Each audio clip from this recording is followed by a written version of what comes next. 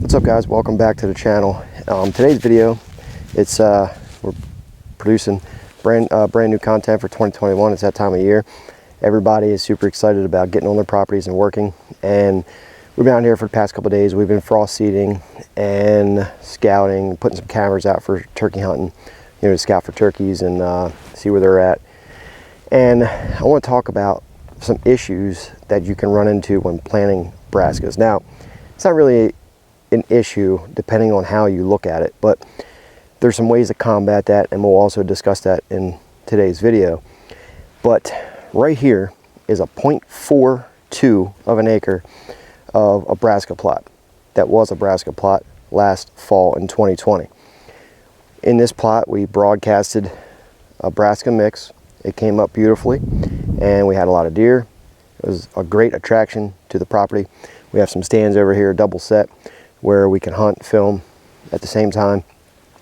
And right here out in front of me, all the way across this field, was a Egyptian wheat wall which divided food plots. When you divide food plots, you can have separate deer family groups in the plots. They can't see each other. Most of the time they can't hear each other. They can smell each other, but they can't see each other. When they can't see each other, it creates less stress, which is a very beneficial thing for your hunting. But on this brassica plot, I always preach, I don't like bare dirt. When you're trying to improve the soil structure, and build organic matter, build CEC, and just build a very healthy soil, you don't want bare soil. The problems when you plant brassicas, straight brassicas, is they're a great attraction, but when the season's over, when they're all consumed, the green is gone, you got the bulbs get consumed into the winter months leading into spring, you have bare soil, and that's no good. Now in this plot, like I said, we broadcasted straight brassicas, and I did mix in about 25 pounds of winter wheat, which isn't a whole lot, but I wanted a really good stand of brassicas, which we had. But now leading into the fall, or into the spring, we have bare soil, and it's no good. You frost seed some hot chick from Domain Outdoors. It's a couple types of clovers and some chicory. We're going to broadcast that in this plot, and what that's going to do is it's going to freeze thaw, and you're going to get that heaving effect within the soil, and it's going to suck those seeds down into the soil. We're going to get some rain, most likely. Where we're at, we're probably going to get a little bit more snow, so it's going to push that seed down into the soil. Spring green up, we're going to have fresh growth of clovers, and we won't have bare soil leading into the later months into the spring, early summer, before we plant our spring summer food plots. But ways to combat this is when you're planting brassicas. Brassicas are a great attraction, but if it's a super small food plot, at the end of the year you're left with nothing. And most times when people plant brassicas is at the end of the hunting season, or actually mid-hunting season.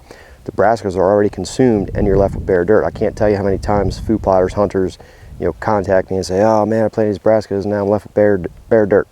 Well, that's what happens, because brassicas are like ice cream to deer. So they're highly consumed.